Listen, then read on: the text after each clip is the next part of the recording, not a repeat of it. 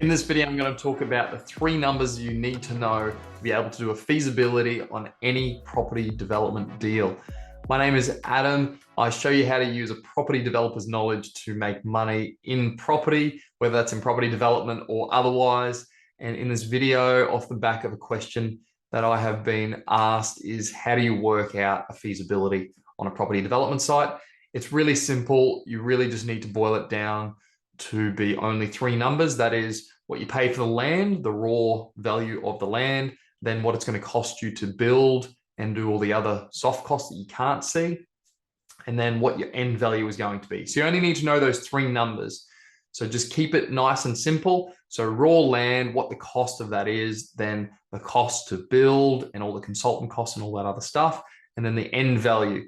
As long as the sum of the parts, so the sum of the land plus the build and the other things, add up to be less than the end price, then you're going to make a margin. If it's not, then it's no good and it's not feasible. So then the question is, how do you work out all these other costs? Now, the price of the land is pretty easy because it's whatever price you can negotiate. If you're buying an existing house and you're keeping the house or you're demolishing it, that price is fairly set. We look always to buy under market value. So that can be adjustable depending on how well you buy under market value or what price you need to buy to make it feasible. So that's the easy part. The end value is what I think is another easy part, but a lot of people get this wrong. For the end value, you do need to understand valuation principles. And that's not just if you're doing commercial properties, that's residential as well. A lot of times people overestimate what they're going to achieve for a sale price. And really, to know that inside and out and be extremely confident on that, it's really about being on the ground. And from my personal experience, if you're doing a residential property, you should be going through other residential properties, assessing who the buyers are, what their affordability is like, and what is going to appeal to different markets. So if you're in a downsizer market, maybe that market wants a bedroom on the ground floor with an ensuite, or maybe they want dual master bedrooms, and that particular product is going to demand a premium. If you go and build, three-level townhouses in a downsizer market, maybe you need to put a lift in, or maybe a downsider doesn't want three levels. Maybe they only want single level. So knowing that those specific things about a market makes a big difference, especially with owner-occupied stock. Investor stock, it's not as critical because you're selling it to investors that half the time don't even look at the property, especially if they're interstate and they're through various different project groups or through accountants or whoever they are. So that doesn't matter as much. The more so about the investment grade stock is that it just meets a market. And normally it's all price and cost driven. So the end value, although it's easy, you can have a look at sales on other properties. When you're actually doing it for your own property to try and work out what somebody's actually going to pay for your property, it can become a little bit more difficult, and you've really just got to understand the market that you're in. And that doesn't mean asking real estate agents necessarily, although they can provide really good insight. I wouldn't necessarily believe what a real estate agent tells you, because a lot of them will overinflate the price so that they get the listing. And they're going to a lot of times do that even in the early days before you haven't built it. And you've also got to understand what level of finish that you need for a product to achieve a certain price. A real estate agent might say, oh, I just sold this really nice house around the corner. If you build that again, I can get you $1 million. So you go, great, I'm going to build that house. And you get a building, a preliminary building price. And that preliminary building price doesn't include all of those extras that this other house had. So there may be that disparity or inconsistency as well. So you got to know what that house really costs to build, what that product costs to build on that land.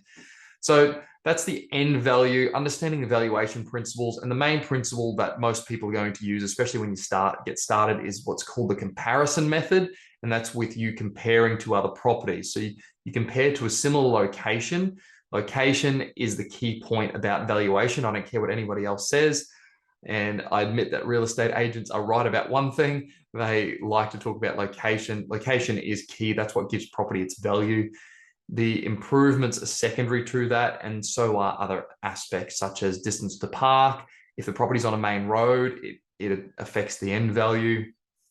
The other things are like proximity to shops, the outlook from the property, all of those things play a part, and different markets value those things with different values. So one area may value being close to a school or a park with an extra $100,000 price tag, whereas another suburb may not value that at all, or it may value that a lot more than that. So you've really got to understand the pocket that you're in and look at comparables that are actually comparables. Don't try and compare a property in one suburb to a property in another and think that they're comparable, because they're not. It's all location driven. So you got to pick similar properties in similar locations. So with that in mind, I won't spend any more time on the end value. The middle bit, the bit in the middle, which is basically all your costs to deliver the project, I split it into two sections, and they are soft costs, the things you can't see that go into thin air, and then the things you can see, like the physical construction. So the things you can't see, I'm going to give you a list. As soon as you buy the property, you've got stamp duty, transaction costs. You might have to pay GST on the purchase. Then as you progress through the development itself, then you've got application fees to get this thing approved. So you've got fees to council, fees to consultants, and the only way to really find out what all of these are is to actually talk to consultants and get prices from them. So you've got all the consultant fees to get this thing into council approved. Then once it's approved, then you got to get it built. So then you got construction documentation. So you've got that, and then you've got the delivery of the project, whether you've got a project manager or whether that's you, but you're going to need other consultants throughout the process in getting this thing delivered to the market. And then at the end, you got to sell it. If you're doing the selling, then it's free, or you're paying yourself, or you get a real estate agent or a marketeer. They want marketing fees, and then they want a commission that's normally 2 to 3%. It's fairly standard. Unless you're selling off the plan, then it might be more than that. So that's general. If you are doing property development as a business, then property development, a new product, you're up for GST. So it's a goods and service. So that's how it's considered. So you are up for GST on the end, but there's a thing called the margin scheme where you get to claim the GST on the way through. So if you pay $110,000, for example, as an expense, you claim GST on that, $10,000. But at the end, when you sell the property, you pay GST on the end sale. But there is a way to calculate that. I'm not going to go into that now, but it's called GST margin scheme on property development. So property developers pay a lot of GST, unfortunately, but that's just part of the way it works here in Australia. So they're basically the soft costs in a nutshell. Actually, one thing I did miss was if you've got land tax, or if you've got rates, water, and then you've got the finance costs if you are financing the property. And most people do finance them. There's not that many people that have the cash to do property developments. You know, it's entirely your cash. There's some sort of finance cost that goes along with that. And then you've got all the consultant costs and things that go along with that as well, like valuation fees. You might have a quantity surveyor. So there's all those soft costs, which you really just got to nut out. And I like to put a big contingency on those costs, because costs do blow out. So contingency just means extra fudge money, basically, just in case you get a quote and you end up needing more money than the quote that you've gotten.